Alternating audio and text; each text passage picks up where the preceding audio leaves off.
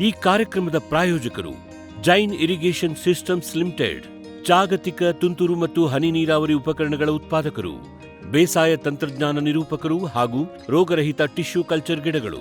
Cadbury's, cocoa ಬೆಳೆಸಿ ಅಧಿಕ ಆದಾಯ ಗಳಿಸಿ. ವೀಕ್ಷಕರೇ ನಮಸ್ಕಾರ. ಇವತ್ತಿನ ಕೃಷಿ ಋಷಿ ಅಂಗಳದಲ್ಲಿ ಕಾರ್ಯಕ್ರಮಕ್ಕೆ ತಮಗೆ ಸ್ವಾಗತ. ವೀಕ್ಷಕರೇ, ಇವತ್ತು ಕೂಡ ನಾವು ಕುಮಾರ್ ಎಸ್ಟೇಟ್ಗೆ ಬಂದಿದ್ದೇವೆ. ಇವತ್ತಿನ ಕಂತಿನಲ್ಲೂ ಇಲ್ಲಿನ ಮಾಲೀಕರಾಗಿರುವಂತಹ ಶ್ರೀ ಪ್ರದೀಪ್ ಕುಮಾರ್ ಅವ್ರನ್ನ ಮಾತಾಡಿಸಿ, ಅವರು ಕಳೆದ ಸಂಚಿಕೆಯಲ್ಲಿ ಹೇಳ್ತಾ ಇದ್ರು, ನಾವು ಬ್ಲಾಸಮ್ ಶವರು, ಬ್ಯಾಕಿಂಗ್ ಶವರ್ ಅಂದ್ರೆ ಏನೋ ಅದನ್ನ ಯಾವ ರೀತಿ ಕೊಡ್ತೀವಿ ಅಂತ ಹೇಳಿ. ಅದ್ರ ಜೊತೆಗೆ ಇನ್ನೊಂದು ವಿಷಯ ಕೂಡ ಅವ್ರು ಹೇಳಿದ್ರು, ಇದನ್ನೆಲ್ಲ ನಾವು ಸೋಲಾರಲ್ಲೇ ರನ್ ಮಾಡ್ತೀವಿ ಅಂತ ಹೇಳಿದ್ರು.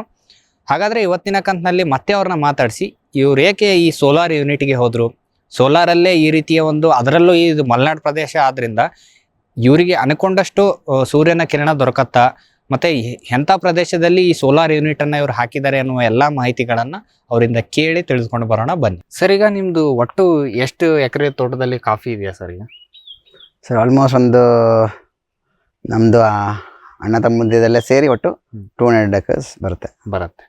ಈಗ ಅದಕ್ಕೆ ನೀವು ಹೇಳಿದ್ರೆ ಇಷ್ಟೊತ್ತು ನೀರಾವರಿ ವ್ಯವಸ್ಥೆ ಸಮಯ ಸಮಯಕ್ಕೆ ಬ್ಲಾಸಮ್ ಶವರ್ ಕೊಡ್ತೀರಾ, ಬ್ಯಾಕಿಂಗ್ ಶವರ್ ಕೊಡ್ತೀರಾ ಅಂತ ಹೇಳಿ. ಈಗ ನಮ್ಗೆ ಕ್ಯೂರಿಯಾಸಿಟಿ ಬಂದಿದ್ದು ಏನಂತಾರೆ ಸರ್, ಈಗ ನಾವು ಬಂದು ನೋಡಿದಾಗ ನೀವು ಸೋಲಾರ್ ಪ್ಯಾನೆಲ್ಗಳನ್ನ ಹಾಕೊಂಡಿದ್ರಿ. ಈ ರೀತಿಯ ಈ ಮಲೆನಾಡಲ್ಲಿ ಈ ಸೋಲಾರ್ ಪ್ಯಾನೆಲ್ ವರ್ಕೌಟ್ ಆಗುತ್ತಾ ಇದು? ಸರ್ ಒಳ್ಳೆ ಪ್ರಶ್ನೆ. ಯಾಕಂದ್ರೆ ನಾವು ಮುಂಚೆ ಎಲ್ಲ ಆದ್ರೆ ಕರೆಂಟ್ ಮೇಲೆ ಡಿಪೆಂಡೆನ್ಸಿ ಜಾಸ್ತಿ ಇತ್ತು. ಕರೆಂಟ್ ಇಲ್ಲಾಂದ್ರೆ ಜನರೇಟರ್ ನಾವು ಉಪಯೋಗಿಸಿದ್ವಿ. ಸೊ ಆಲ್ಮೋಸ್ಟ್ 1.5 ಲಕ್ಷ ರೂಪಾಯಿ ನಮ್ಗೆ ಬರೋದು ಎವ್ರಿ ಇಯರ್. ಸೊ ಇದೆಲ್ಲ ಹಾಕದ್ಮೇಲೆ ನಮ್ಗೆ ಕರೆಂಟ್ ನಮ್ಗೆ ಸ್ಟ್ಯಾಂಡ್ ಬೈ ಆಗಿದೆ. ಸೊ ಬೆಳಿಗ್ಗೆ 8:15 ಶುರು ಮಾಡ್ತು ಅಂದ್ರೆ ಒಂದು 3:30 4 ಗಂಟೆ 4:45 ಆರಾಮಾಗಿ ಸೋಲಾರ್ ಓಡುತ್ತೆ. ಅಕಸ್ಮಾತ್ ಏನಾರ ಅದ ಮೇಲೆ ಸಂಜೆ ಮೇಲೆ ಅಥವಾ ಅರ್ಲಿ ಮಾರ್ನಿಂಗ್ ಏನಾರ ಓಡಿಸ್ಬೇಕು ಅಂತಂದ್ರೆ ಮತ್ತೆ ಕರೆಂಟ್ ಇಲ್ಲ, ಜನರೇಟರ್ ಬೇಕಾಗುತ್ತೆ. ಮತ್ತೆ ಸಂಜೆ ಅಂದಿದೆ ಆಫ್ಟರ್ 4 o'clock ಆದ್ರೆ ಮತ್ತೆ ನಾವು ಓಡಿಸ್ಬೇಕಂದ್ರೆ ಕರೆಂಟ್ ಜನರೇಟರ್ ಉಪಯೋಗಿಸಿ ಅಷ್ಟೇ. ಯಾಕಂದ್ರೆ ಈ ಜಾಗದಲ್ಲಿ ಸರ್ ಒಂದ್ಸಲ ಮಳೆ ಸ್ಟಾರ್ಟ್ ಆದ್ರೆ ಜೂನಿಂದ ಅಪ್ ಟು ಈಗ ನೋಡಿ ನಾವು ಡಿಸೆಂಬರ್ ಅಲ್ಲಿ ಇದೀವಿ, ಇವಾಗ್ಲೂ ಸೂರ್ಯ ಕಾಣ್ತಾ ಇಲ್ಲ. ಅಂತ ಸಮಯದಲ್ಲಿ ಸೋಲಾರು ರನ್ ಆಗತ್ತಾ? ಸರ್ ಮೇನ್ ಬೇಕಾಗಿರೋದು ಸಮ್ಮರ್ ಅಲ್ಲಿ. ನಮ್ಗೆ ಸಮ್ಮರ್ ಅಲ್ಲಿ ಯಥೇಚ್ಛವಾಗಿ ನಮ್ಗೆ ಬಿಸಿಲು ಇದ್ದೇ ಇರ್ತದೆ. ಮಳೆಗಾಲದಲ್ಲಿ ಮಳೆ ಅದ್ರ ಪಾಡಿಗೆ ಅದು ಕೆಲಸ ಮಾಡ್ತದೆ. ಸೊ ಮಳೆಗಾಲದಲ್ಲಿ ನೀರೇನ್ ಬೇಕಾಗಲ್ಲ, ಯಾಕಂದ್ರೆ ಮಳೆ ಬೀಳ್ತಾ ಇರ್ತದೆ. ಸೊ ಸಮ್ಮರ್ ಅಲ್ಲಿ ಪ್ರತಿಯೊಂದು ಕಾಫಿ ಆಗ್ಲಿ, ಮೆಣಸು ಆಗ್ಲಿ, ಅಡಿಕೆ ಆಗ್ಲಿ, ಪ್ರತಿಯೊಂದಕ್ಕೂ ನಮ್ಗೆ ನೀರಿನ ಅಗತ್ಯ ಬೇಕೇ ಬೇಕು. ಅದಕ್ಕೋಸ್ಕರ ನಾವು ನಮ್ದಕ್ಕೆ ಇದು 540 48 ಪ್ಯಾನಲ್ ನಾವು ಇನ್ಸ್ಟಾಲ್ ಮಾಡಿದೀವಿ. 48 ಪ್ಯಾನಲ್ ಇನ್ಸ್ಟಾಲ್ ಮಾಡಿದೀವಿ. ಸೊ ಅದು ಆಲ್ಮೋಸ್ಟ್ 26 kilowatts ಇದಾಗುತ್ತೆ. ಅದಕ್ಕೆ 26 kilowatt. ಎಷ್ಟು ತೋಟ ರನ್ ಅಂದ್ರೆ ಎಷ್ಟು ಎಕರೆ ರನ್ ಆಗುತ್ತೆ ಸರ್? ಸರ್ ನಮ್ದು ಇದೊಂದು 35 acres ಬರುತ್ತೆ. ಇದು ಈ 35 acres ಅಲ್ಲಿ ಇಷ್ಟರಲ್ಲಿ ರನ್ ಆಗುತ್ತೆ. ಜೊತೆಗೆ ಇನ್ನೊಂದು ಏನಂದ್ರೆ ಪ್ರೆಷರ್ ಏನ್ ಫೋರ್ಸ್ ಇದೆ, ಯಾವುದು ವಾಲ್ಸ್ ಇದಾವೆ ಇದಕ್ಕೆ? ಸರ್ ಎಲ್ಲ PVC ಸ್ಟಾರ್ಟಿಂಗ್ 2.5 ಇಂಚಿಂದ ನಾವು ಡೆಡ್ ಲೈನ್ ಮಾಡ್ಕೊಂಡು ಮತ್ತೆ 2 ಇಂಚಿಗೆ ನಾವು ತಗೊಂಡಿದೀವಿ. ಸೊ ನಮ್ದು ಇಲ್ಲಿ ಮಂಟಿ ತುಂಬಾ ಎಲಿವೇಶನ್ ಜಾಸ್ತಿ ಇದೆ, ಸೊ ಇನ್ಕ್ಲೈನ್ ಜಾಸ್ತಿ ಇದೆ. ಸೊ ಮಂಟಿವರೆಗೂ ಸಮೇತ ಇದೇ ನೀರು ಕೆಳಗಡೆ ಎಷ್ಟು ಪ್ರೆಷರ್ ಇರ್ತದೆ ಅದೇ ತರ head of the pump 110 metre head of the pump ಹಾಕೊಂಡಿದೀವಿ. ಸೊ ಫಸ್ಟ್ ಪಾಯಿಂಟ್ ಅಲ್ಲಿ ಎಷ್ಟು ಪ್ರೆಷರ್ ಇರ್ತದೆ, ಲಾಸ್ಟ್ ಪಾಯಿಂಟ್ ಸಮೇತ ಅಷ್ಟೇ ಪ್ರೆಷರ್ ಇರುತ್ತೆ. ಓಕೆ ಸರ್, ಈಗ ನಾವು ನೋಡ್ತಿರೋದು ಇದು ಫುಲ್ ಅಪ್ ಇದೆ ಅಲ್ಲ ಸರ್? ಇದು ಹೋಗತ್ತಾ ಅಂತ ಅಷ್ಟು ಜನರೇಟ್ ಆಗತ್ತಾ ಪವರ್ ಅಂತ? ಕಂಪ್ಲೀಟ್ ಇಡೀ ತೋಟಕ್ಕೂ ಆಗಷ್ಟಾಗತ್ತೆ.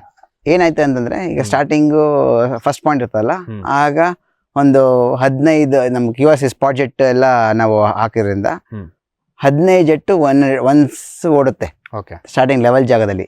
So up to some blocks 15 ಓಡುತ್ತೆ, ಮತ್ ಬರ್ತಾ 12 ಓಡುತ್ತೆ, ಮತ್ ಬರ್ತಾ 10 ಓಡುತ್ತೆ. ಲಾಸ್ಟ್ ಪಾಯಿಂಟ್ ನಮ್ದು 7 ಇಂದ 8 ಲಾಸ್ಟ್ ಪಾಯಿಂಟ್. ಅಲ್ಲಿವರೆಗೂ ಮಂಟಿ ಫುಲ್ ಇದೆಯಲ್ಲ, ಅಲ್ಲಿ 8ವರೆಗೂ ಹತ್ತತ್ತೆ. ಸೊ ಅದು ಪ್ರೆಷರ್ ಆಗಿ ಹೊಡೆಯುತ್ತೆ. ಆ ನೀರ್ ಸಾಕಾಗತ್ತೆ ನಿಮ್ಗೆ? ಆ ನೀರ್ ಬೇಜಾನ್. ಹೌದು.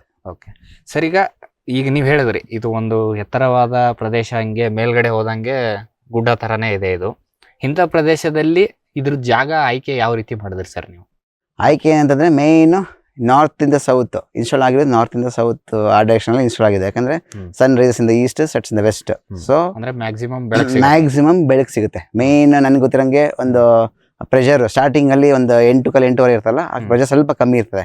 ಅದೇ ನೀವು ಆಲ್ಮೋಸ್ಟ್ 10 ಗಂಟೆ ಅಥವಾ 10:30 ಮೇಲೆ ಇಂದ 3:03 ಸನ್ಶೈನ್ ಜಾಸ್ತಿ ಇರುತ್ತೆ. ಸೊ ಪ್ರೆಷರ್ ತುಂಬಾನೇ ಮ್ಯಾಕ್ಸಿಮಮ್ ಪ್ರೆಷರ್ ಇರುತ್ತೆ. ಸೊ ಆಗ ನಮ್ ಕರೆಂಟ್ ಅಗತ್ಯ ಇಲ್ಲ. ಸೊ ಫ್ರೀ ಆಗಿ ಸನ್ಲೈಟ್ ಸಿಗುತ್ತೆ.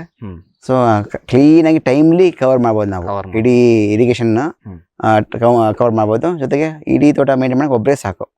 ಅದೇ ಇಡೀ ಒಬ್ಬನೇ ಸಾಕು. ಈಗ ಅಲ್ಲಿ ಇಲ್ಲಿ ಮತ್ತೆ ನಮ್ಮ ತೋಟದಲ್ಲಿ ನೀವು ನೋಡಿರ್ಬೋದು, ಎಲ್ಲಿ ಸಮೇತ ಪೈಪ್ ಲೈನ್ ನೀವು ಮೇಲ್ಗಡೆ ಕಾಣೋದೇ ಇಲ್ಲ. ಎಲ್ಲ ನಾವು ಮಣ್ಣಲ್ಲಿ ಹಾಕಿ ಮುಚ್ಚಿದೀವಿ.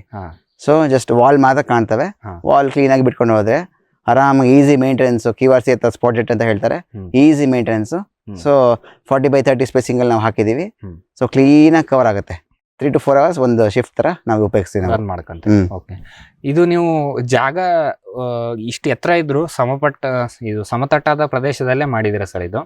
ಈಗ ಒಂದ್ ಮನೆ ಮೇಲೆನೆ ಹಾಕಿದ್ರೆ ಇದ್ರ ಕಾನ್ಸೆಪ್ಟ್ ಏನ್ ಸರ್ ಇದು? ಹೆಂಗೆ ಸರ್? ಆಚೆ ಈಗ 48 ಪ್ಯಾನಲ್ ಅಂದ್ರೆ ಕಮ್ಮಿ, ಸಿಕ್ಕಾಪಟ್ಟೆ ಜಾಗ ಬೇಕಾಗುತ್ತೆ. ಆಯ್ತಾ, ಜಾಗ ಬೇಕಾಗತ್ತೆ.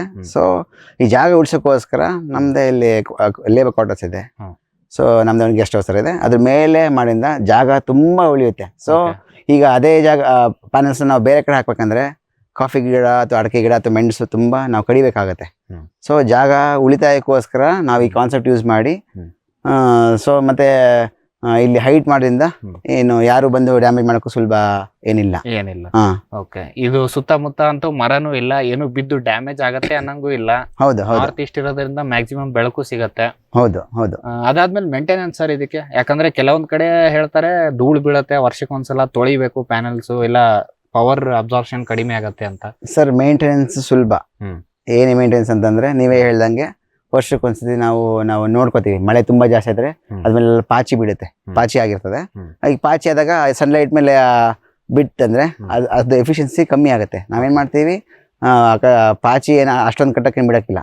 ಸೊ ನೋಡ್ಕೊಂಡು ಚೂರು ಅಕಸ್ಮಾತ್ ಪಾಚಿ ಗೀಚಿ ಇಟ್ಕೊಂಡಿದ್ರೆ ಆಗ್ಲೇ ನಾವು ವಾಶ್ ಎಲ್ಲ ಮಾಡಿಸ್ಬಿಟ್ಟು ಸೋಪ್ ನೀರಲ್ಲಿ ಕ್ಲೀನಾಗಿ ವಾಶ್ ಮಾಡಿಸಿ ನಾವು ಇದು ಮಾಡ್ತೀವಿ. ಅದೊಂದೇ ಮೇಂಟೆನೆನ್ಸ್ ಬರ್ತದೆ. ಇದಕ್ಕೇನು ಸಪ್ರೇಟ್ ಬ್ಯಾಟ್ರಿಯನ್ನು ನೆಸೆಸಿಟಿ ಇಲ್ಲ. ಸೊ ಮೇಂಟೆನೆನ್ಸ್ ಸುಲಭ ಹಾಗೆ. ಓಕೆ, ಅದೊಂದು ಕ್ಲೀನಿಂಗ್ ಒಂದು ಮಾಡ್ತೀರಾ? ಕ್ಲೀನ್ ಮಾಡ್ಲೇಬೇಕು. ವಿಶ್ವದಾದ್ಯಂತ ಪೇಟೆಂಟ್ ಪಡೆದ ನ್ಯಾನೋ ತಂತ್ರಜ್ಞಾನದಲ್ಲಿ ತಯಾರಾದ ನೂವಾಲ್ಗಿ ದ್ರಾವಣ. ನೂವಾಲ್ಗಿ ಉಪಯೋಗಿಸಿದ ಮೇಲೆ ತುಂಬಾ ಇಳುವರಿನೂ ಬಂದಿದೆ. ಕಾಳು ಮೆಣಸಿಗಂತೂ ಬಹಳ ಚೆನ್ನಾಗಿ ಬರುತ್ತೆ. ರೇಷ್ಮೆ ಎಲೆನೂ ಚೆನ್ನಾಗಿ ಬರ್ತದೆ. ಗಿಡಗಳು ತುಂಬಾ ಚೆನ್ನಾಗಿ ಬೆಳವಣಿಗೆ ಆಯಿತು. ಯಾವುದೇ ರಾಸಾಯನಿಕ ಅಥವಾ ವಿಶೇಷ ಗೊಬ್ಬರಗಳ ಗೊಡವೆ ಇಲ್ಲದೆ ಎಲ್ಲ ಬೆಳೆಗಳಲ್ಲಿ ಉತ್ತಮ ಗುಣಮಟ್ಟದ ಅಧಿಕ ಫಸಲನ್ನು ಪಡೆಯಿರಿ.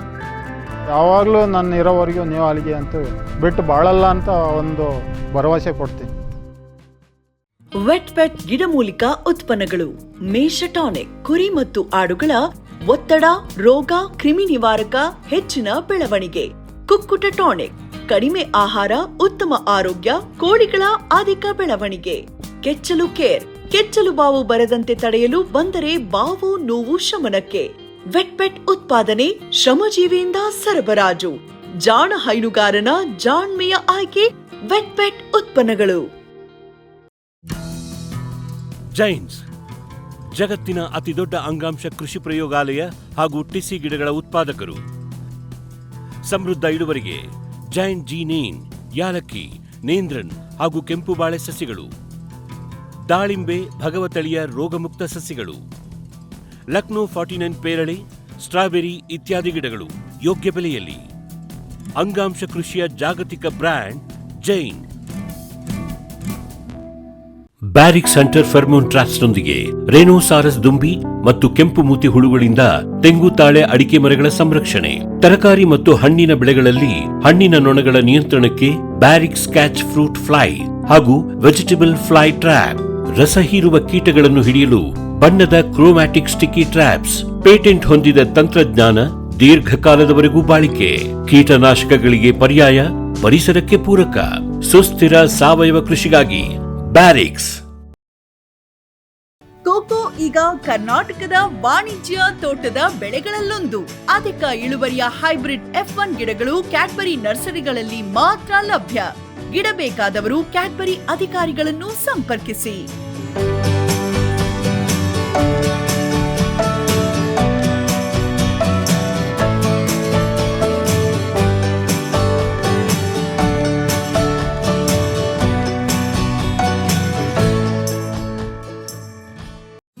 ಫ್ಯೂಚರ್ ಬಯೋಟೆಕ್ ಸಾವಯವ ಕೃಷಿಯ ವೇಗವರ್ಧಕ. ಪೋಷಕಾಂಶ ಪೂರೈಕೆಗೆ NPK ಕಲ್ಚರ್, ವ್ಯಾಮ್, PSP ಮತ್ತು KMB. ಜೈವಿಕ ರೋಗ ಕೀಟ ನಿಯಂತ್ರಣಕ್ಕೆ ಟ್ರೈಕೋಡರ್ಮಾ, ಸೂಡೋಮೊನಾಸ್. ಸಾವಯವ ಗೊಬ್ಬರ ಉತ್ಪಾದನೆಗೆ ಕಾಂಪೋಸ್ಟ್ ಕಲ್ಚರ್, ಹೂವು ಕಾಯಿ ಉದುರುವ ಸಮಸ್ಯೆಗೆ ಕಾಮಧೇನು ಮತ್ತು ಸತ್ವ, ಮಣ್ಣಿನ ಆರೋಗ್ಯ ವೃದ್ಧಿಗೆ ಫ್ಯೂಚರ್ ಬಯೋಟೆಕ್ ಧಾರವಾಡ.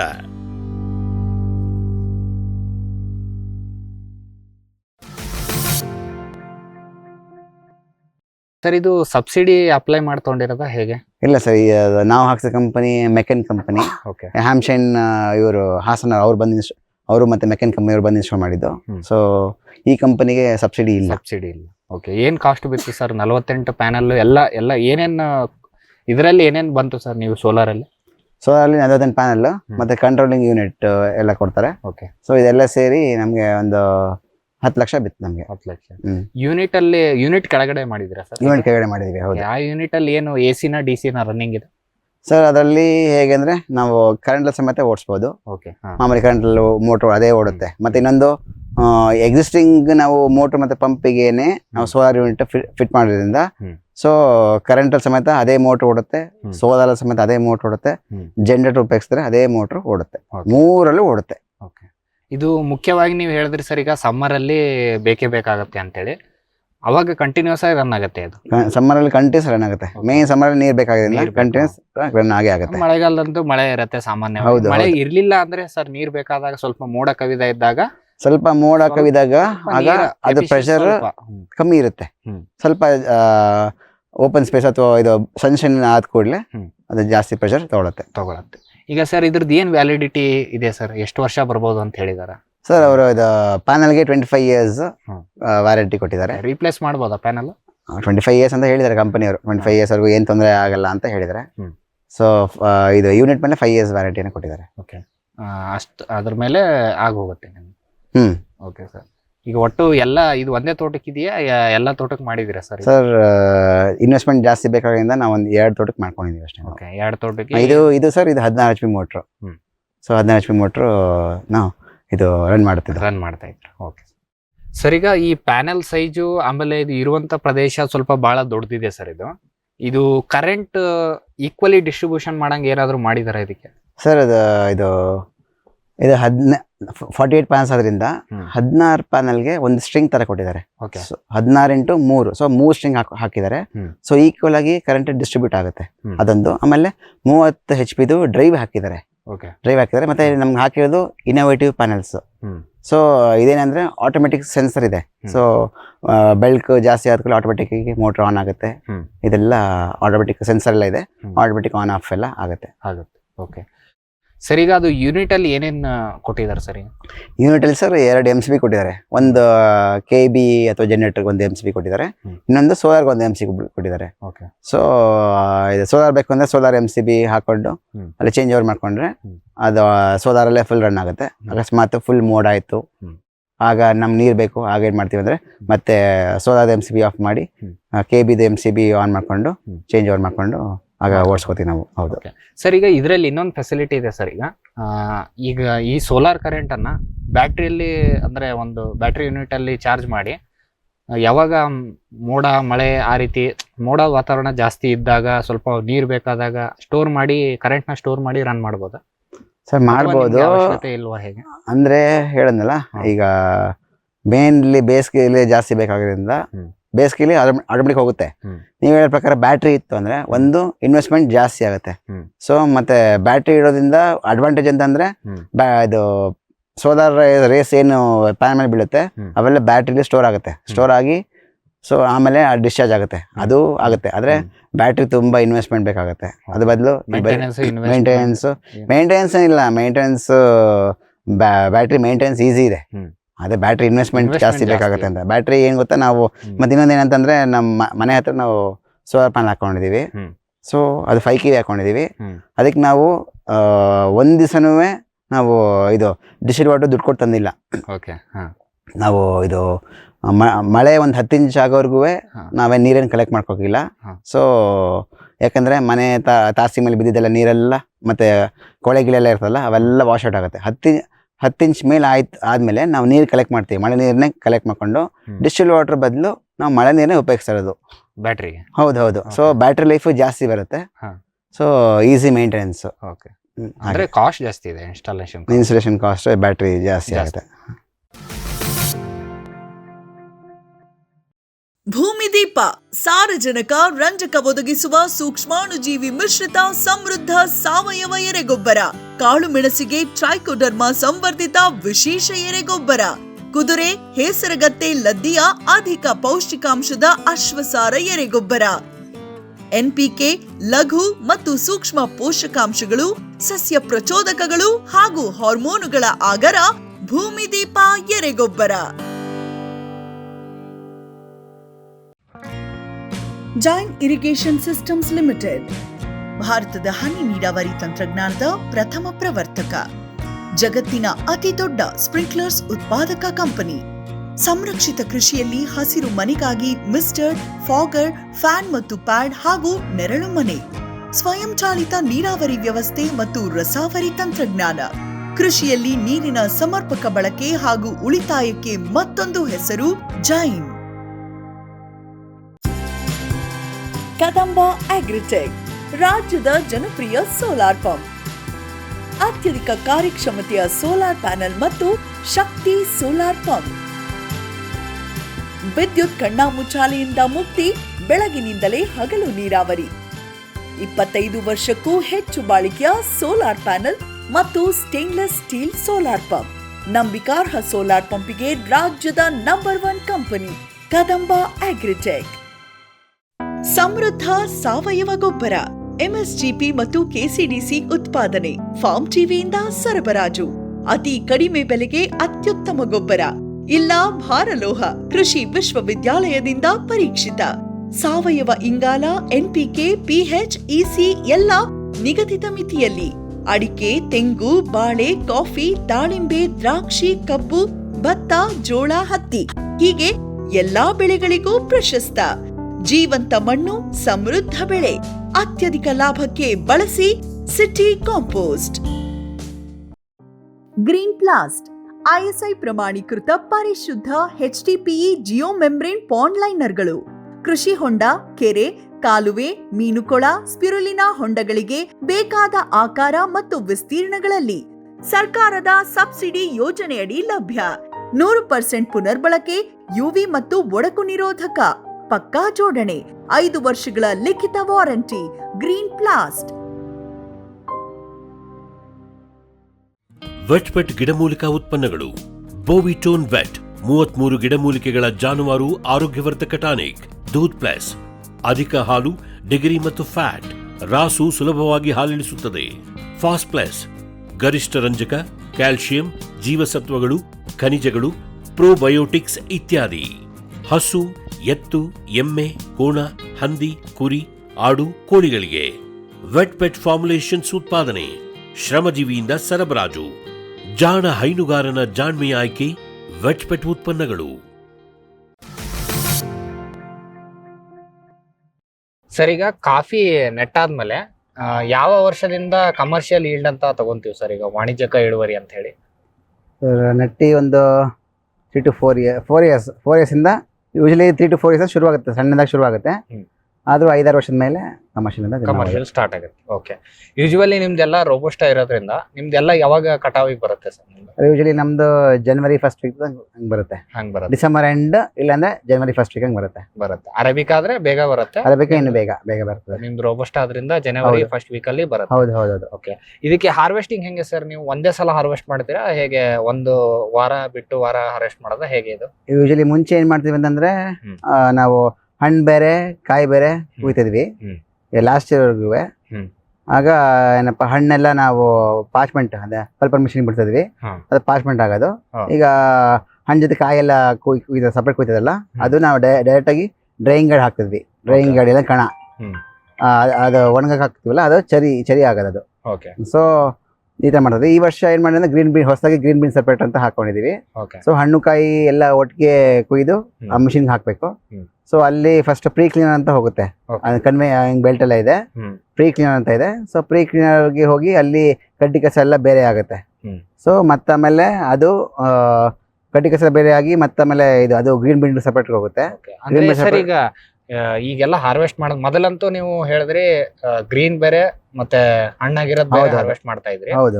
ಈಗ ಎಲ್ಲಾನು ಮಷಿನರಿ ನೀವು ಇಕ್ವಿಪ್ಮೆಂಟ್ ಹಾಕೊಡೋದ್ರಿಂದ ನೀವು ಮಾಡ್ತಾ ಇದ್ರ? ಡ್ರೈಯಿಂಗ್ ಯಾರ್ಡ್ ಕೂಡ ಇದೆಯಲ್ಲ ಸರ್ ನಿಮ್ದು? ಹೌದು. ಅದು ಏನ್ ಕೆಪಾಸಿಟಿ ಡ್ರೈಯಿಂಗ್ ಯಾರ್ಡ್ ಇದೆ, ಏನಿದೆ ಸರ್ ಅದು? ಒಂದ್ಸಲ ಕುಯ್ಲಿಗೆ ಹಾಕಿದ್ರೆ ಎಷ್ಟು ಕೆಪಾಸಿಟಿ ಇದೆ ಸರ್? ಯೂಶಲಿ ಒಂದು ಡ್ರೈಯಿಂಗ್ ಯಾರ್ಡ್ ಸ್ವಲ್ಪ ಜಾಸ್ತಿ ಇದೆ. ಸೊ ಆದ್ರೂ ಎಷ್ಟು ಕಣ ಇದ್ರೂ ನಮ್ಗೆ ಸಾಲ್ತಾ ಇಲ್ಲ. ಅದಕ್ಕೋಸ್ಕರ ನಾವು ಹೊಸದಾಗಿ ಡ್ರೈಯಿಂಗ್ ಯಾರ್ಡ್ ಫುಲ್ ಮಾಡಿ ಆಮೇಲೆ ಡ್ರೈಯರ್ ಅಂತ ಆಲ್ಮೋಸ್ಟ್ ಇನ್ಸ್ಟಾಲ್ ಮಾಡಿ ಒಂದು 13 ವರ್ಷ ಆಯ್ತು. SKF dryer company dryer use ಮಾಡಿ 13 ವರ್ಷ ಆಯ್ತು. ಆಗಿಂದ ಯೂಸ್ ಮಾಡ್ತಿದೀವಿ. ಏನಂತಂದ್ರೆ ಯೂಶಲಿ ನಾವು ಡೈರೆಕ್ಟ್ ಆಗಿ ಪಲ್ಪ್ ಮಾಡಿದ್ದು ನಾವು ಡೈರೆಕ್ಟ್ ಆಗಿ ನಾವು ಡ್ರೈಯರ್ಗೆ ಹಾಕ್ತಿವಿ ಅಂತಂದ್ರೆ ಅದು ಒಂದು 9 to 10 hours ಬೇಕಾಗುತ್ತೆ. ಅದ್ರ ಬದಲು ನಾವೇನ್ ಮಾಡ್ತೀವಿ ಅಂತಂದ್ರೆ ಫಸ್ಟ್ ಡ್ರೈಯಿಂಗ್ ಯಾರ್ಡ್ ಫುಲ್ ಮಾಡ್ಕೊಬಿಡ್ತೀವಿ. ಪಾರ್ಚ್ಮೆಂಟ್ ಆಗಲಿ ಚರಿ ಆಗಲಿ ಯಾವುದೇ ಆಗಲಿ ಫಸ್ಟ್ ಕಣ ಫುಲ್ ಡ್ರೈಯಿಂಗ್ ಯಾರ್ಡ್ ಫುಲ್ ಹಾಕೊಂಡು ಅದೊಂದು ಮಿನಿಮಮ್ ಒಂದು 3-4 ಬಿಸ್ಲಾರು ಒಣಗಿರ್ತದೆ. ಅಷ್ಟರಲ್ಲಿ ನಮ್ ಡ್ರೈಯಿಂಗ್ ಯಾರ್ಡ್ ಫುಲ್ ಆಗುತ್ತೆ. ಸೊ ನಾವೇನ್ ಮಾಡ್ತೀವಿ ಅಂದ್ರೆ ಫಸ್ಟ್ ಸ್ಟಾರ್ಟ್ ಯಾವ್ದು ಹಾಕಿರ್ತೀವಿ ಡ್ರೈಯಿಂಗ್ ಯಾರ್ಡ್ಗೆ, ಅಕಸ್ಮಾತ್ ನಾವು ಹಣ್ಣು ಕುಯ್ದಿದ್ದು ನಾವು ಪಲ್ಪ್ ಮಾಡಿದ್ದು ಡ್ರೈಯಿಂಗ್ ಯಾರ್ಡ್ ಹಾಕಿ ಜಾಗ ಇಲ್ಲ ಅಂತಂದ್ರೆ ಫಸ್ಟ್ ಲಾಟ್ ಯಾವ್ದು ನಾವು ಡ್ರೈಯಿಂಗ್ ಯಾರ್ಡ್ ಹಾಕಿರ್ತೀವಿ ಅದನ್ನ ಸೀದಾ ನಾವು ಡ್ರೈಯರ್ ಹಾಕ್ತಿವಿ. ಡ್ರೈಯರ್ ಹಾಕ್ತೇವೆ ಅಂತಂದ್ರೆ ಮಿನಿಮಮ್ ಒಂದು 3 to 2 hours ಬರುತ್ತೆ. ಯಾಕಂದ್ರೆ 3-4 ಬಿಸಿಲು ಹೆವಿ ಮಷಿನರಿ ಇದೆ ಸರ್ ಅದು. ಹೌದು. ಒಂದ್ಸಲ ಹಾಕಿದ್ರೆ ಏನ್ ಕೆಪಾಸಿಟಿಯಲ್ಲಿ ಹಾಕ್ತೀರಾ ಸರ್? ಸರ್ ಅದು 1 ton capacity. 1 ton 1 ton capacity. ಒಂದು ನಾವು ಡ್ರೈಯರ್ ನೋಡಿದ್ವಿ, ಅದ್ರ ಮೇಲ್ಗಡೆ ನೀವು ಹಾಕ್ತಿರಪ್ಪ ಈ ಹಣ್ಣುಗಳನ್ನ, ಅದು ತಿರ್ಗದ ರೊಟೇಟರ್ ಬೇರೆ ಇತ್ತು ಅದ್ರ ಮೇಲೆ. ಹೌದೌದು. ಅದು ಏನ್ ಪಾರ್ಟ್ಸ್ ಇದೆ ಸರ್?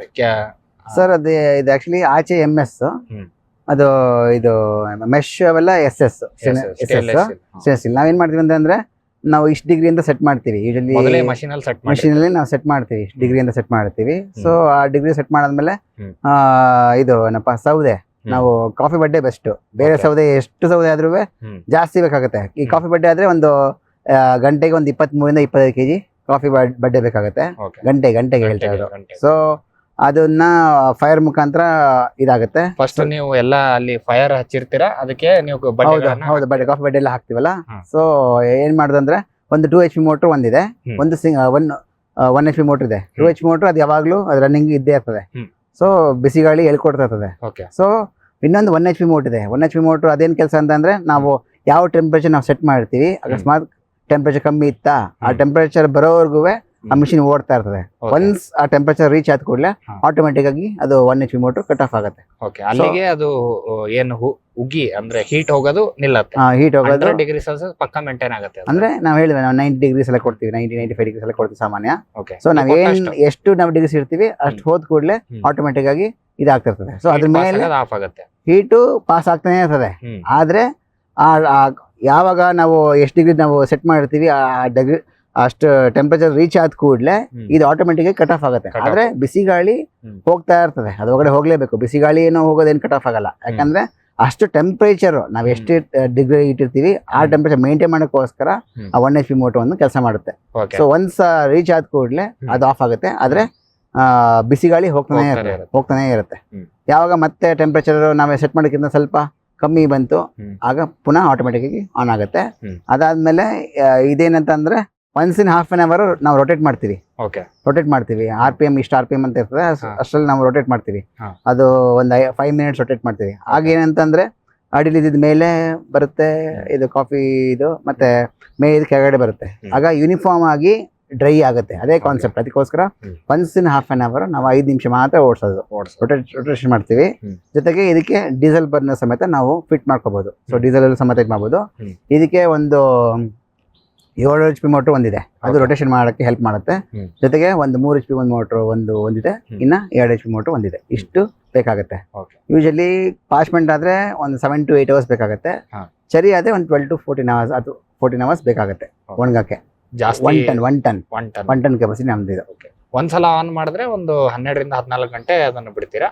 ಅಲ್ಲ ಅಂದ್ರೆ ಹೇಳಿದ್ನಲ್ಲ ಅದ್ರದ್ದು ಮಾಯಿಶ್ಚರ್ ಸರ್. ಈಗ ಡೈರೆಕ್ಟ್ ಆಗಿ ತೋಟದಿಂದ ಫ್ರೆಶ್ ಆಗಿ ಹಣ್ಣು ಕೊಯ್ಕೊ ಬಂದು ಡೈರೆಕ್ಟ್ ನಾವು ಹಾಕ್ತೇವೆ ಅಂದ್ರೆ ಒಂದು ಮಿನಿಮಮ್ ಒಂದು 12 hours ಬೇಕಾಗುತ್ತೆ. ಸೊ ನಾವು ಅದೇ ಸ್ವಲ್ಪ ಡ್ರೈಯಿಂಗ್ ಎಲ್ಲ ಹಾಕಿ ಒಂದ್ 2-3 ಬಿಸಿಲು ಅಥವಾ 2-3 ಬಿಸಿಲು ಒಣಗಿರ್ತದಲ್ಲ ಅದನ್ನೆಲ್ಲ ಹಾಕ್ತೇವೆ ಅಂದ್ರೆ ಇನ್ನು ತುಂಬಾ ಬೇಗ ಬರುತ್ತೆ. ಬಟ್ ಪಾರ್ಚ್ಮೆಂಟ್ ಆದ್ರೆ ನೀವು ಆದ್ರೆ ಒಂದು 7 to 8 hours ಸಾಕಾಗುತ್ತೆ. ಅದೇನಿಲ್ಲ, ಮಾಯಿಶ್ಚರ್ ಕಮ್ಮಿ ಇದ್ದಷ್ಟು ಇದು ಬೇಗ ಡ್ರೈ ಆಗುತ್ತೆ ಹಾಗೆ. ಈಗ ನೀವು ಅಲ್ದೆ ಮಾಡೋದಲ್ದೆ ಬೇರೆಯವ್ರು ಯಾರಾದ್ರೂ ಬಂದು ನಾವು ಈ ರೀತಿ ಒಂದು ಡ್ರೈವ್ ಮಾಡ್ತೀನಿ ಅಂದ್ರೆ ಅದಕ್ಕೂ ಆಪರ್ಚುನಿಟಿ ಕೊಡ್ತೀವಿ. ಆಪರ್ಚುನಿಟಿ ಈಗ ಒಂದು 3-4 years ಇಂದ ನಾವು ಬಾಡಿಗೆ ಮಾಡ್ತಿದೀವಿ. ಓಕೆ. ನಮ್ದು ರೋಬಸ್ಟ ಸ್ವಲ್ಪ ಅದೇ ಡಿಸೆಂಬರ್ ಎಂಡ್ ಅಂದ್ರೆ ಜನವರಿ ಫಸ್ಟ್ ವೀಕ್ ಅಲ್ಲಿ ಬರ್ತದಲ್ಲ, ಸೊ ಅರೇಬಿಕಾ ಬೇಗ ಬರ್ತದೆ ಬೇರೆಗೆಲ್ಲ. ಸೊ ಆಗ ಇನ್ ಕೇಸ್ ಜೋರ್ ಮಳೆ ಬಂತು ಅಥವಾ ಕ್ಲೌಡಿ ಇತ್ತು ಅಂದ್ರೆ ನಮ್ಗೆ ನಾವು ಡ್ರೈಯರ್ ಇದೆಯಲ್ಲ, ಕೆಲವರಿಗೆ ಗೊತ್ತಿರ್ತದೆ, ಇಲ್ಲಾಂದ್ರೆ ವಾಟ್ಸ್ಆಪ್ ಗ್ರೂಪ್ ನಾವು ಹಾಕ್ತಿವಿ, ಹಿಂಗೆ ಡ್ರೈಯರ್ ಅವೈಲಬಿಲಿಟಿ ಇದೆ, ಯಾರು ಬೇಕಾದ್ರೆ ಅವರ್ಲಿ ಬೇಸಿಸ್ ರೆಂಟ್ ಮಾಡ್ತೀವಿ ಅಂತ ಹಾಕ್ತಿವಿ, ವಾಟ್ಸಪ್ ಅಲ್ಲಿ ಹಾಕ್ತಿವಿ. ಸೊ ಯಾರು ಇಂಟ್ರೆಸ್ಟ್ ಇದೆ ಗ್ರೋಯರ್ಸ್ ನಮ್ಗೆ ಕಾಂಟ್ಯಾಕ್ಟ್ ಮಾಡಿ ಅಪ್ರೋಚ್ ಮಾಡಿ ಅವ್ರು ಬಂದು ತಗೊಂಡು ಡ್ರೈ ಮಾಡ್ಕೊಂಡು ಹೋಗ್ತಾರೆ. ಓಕೆ ಸರ್, ಇದು ಈಗ ಡ್ರೈ ಆಯ್ತು ಒಣಗ್ಸಕ್ಕೆ.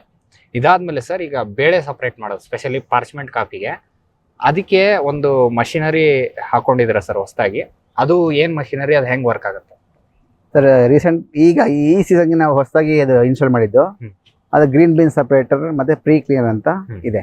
ಸೊ ಪ್ರೀ ಕ್ಲೀನರ್ ಮೇಲ್ಗಡೆ ನೋಡಿ ಪ್ರೀ ಕ್ಲೀನರ್, ಮೇಲ್ಗಡೆ ನೋಡಕ್ಕೆ ಕನ್ವೇಯಿಂಗ್ ಬೆಲ್ಟ್, ಕನ್ವೇಯಿಂಗ್ ನಾವೇನೇ ನಾವು ಒಂದು ಸಣ್ಣ ಟ್ಯಾಂಕ್ ತರ ಮಾಡಿದೀವಿ, ಆ ಟ್ಯಾಂಕ್ ಅಲ್ಲಿ ಹಣ್ಣು ಬಂದು ನಮ್ದು ಸಣ್ಣ ಟಿಪ್ಪರ್ ಇದೆ ಅದ್ರಲ್ಲಿ ಲಿಫ್ಟ್ ಮಾಡ್ತೀವಿ. ಲಿಫ್ಟ್ ಮಾಡಿದ್ದು ಆ ಟ್ಯಾಂಕಿಗೆ ಹೋಗಿ ಬೀಳುತ್ತೆ, ಅಲ್ಲಿಂದ ಕನ್ವೇಯಿಂಗ್ ಬೆಲ್ಟ್ ಅಲ್ಲಿ ಹೋಗುತ್ತೆ. ಕನ್ವೇಯಿಂಗ್ ಬೆಲ್ಟ್ ಬೇಕಾಗಿದ್ದು ಒಂದು 2 HP ಮೋಟರ್ ಬೇಕಾಗುತ್ತೆ ಕನ್ವೇಯಿಂಗ್ ಬೆಲ್ಟ್ ಅಲ್ಲಿ. ಕನ್ವೇಯಿಂಗ್ ಬೆಲ್ಟ್ ಅಲ್ಲಿ ನೀವು ಒಂದು ಎಷ್ಟಪ್ಪ ಒಂದು ಟ್ರೇ ಅಲ್ಲಿ ಆಲ್ಮೋಸ್ಟ್ ಒಂದು 3 to 4 kgs ವರೆಗೂ ಲಿಫ್ಟ್ ಮಾಡುತ್ತೆ. ಹಂಗೆ ಒಂದು 100-110 ಟ್ರೇನ ಸಿಸ್ಟಮ್ ಇದೆ. ಸೊ ಅಷ್ಟು ಒಂದ್ಸತಿ ರೀಚ್ ಆಗುತ್ತೆ. ಹೌದು, ಕನ್ವೇಯಿಂಗ್ ಬೆಲ್ಟ್ ಅಲ್ಲಿ. ಅದಾದ್ಮೇಲೆ ಇದು 3 HP ಮೋಟ್ರು, ಇದು ಪ್ರೀ ಕ್ಲೀನರ್ ಇದೆ. ಪ್ರೀ ಕ್ಲೀನರ್ ಅಲ್ಲಿ ಕಡ್ಡಿ ಕಸ ಧೂಳು ಎಲೆ ಗಿಲೆ ಎಲ್ಲ ಅದು ತೆಗ್ದು ಎಸೆಯುತ್ತೆ, ಹೊರಗಡೆ ಎಸೆಯುತ್ತೆ. ಅದಾದ್ಮೇಲೆ ಅದು ಕ್ಲೀನ್ ಆಗಿ ನಾವು ಟ್ಯಾಂಕಿಗೆ ಬಂದು ಮತ್ತೆ ಆಮೇಲೆ ಗ್ರೀನ್ ಬೀನ್ ಸೆಪರೇಟ್ ಅಂತ ಒಂದು ಮಿಷಿನ್ ಹೊಸದಾಗಿ ಇದು ಮಾಡಿದ್ವಿ. ಅದಕ್ಕೆ 10 HP ಮೋಟರ್ ಬೇಕಾಗುತ್ತೆ. ಅದರಲ್ಲಿ ಅಂತಂದ್ರೆ ಹಣ್ಣು ಬೇರೆ ಕಾಯಿ ಬೇರೆ ಮಾಡುತ್ತೆ. ಸೊ ಕಾಯಿ ಬೇರೆ ಬಂದಿದ್ದು ಅದು ಸಪರೇಟ್ ಹೋಗಿ ಬೀಳುತ್ತೆ, ಹಣ್ಣು ಬಂದಿದ್ದು ಸೀದಾ ಪಲ್ಪರಿ ಹೋಗಿ ಬೀಳುತ್ತೆ.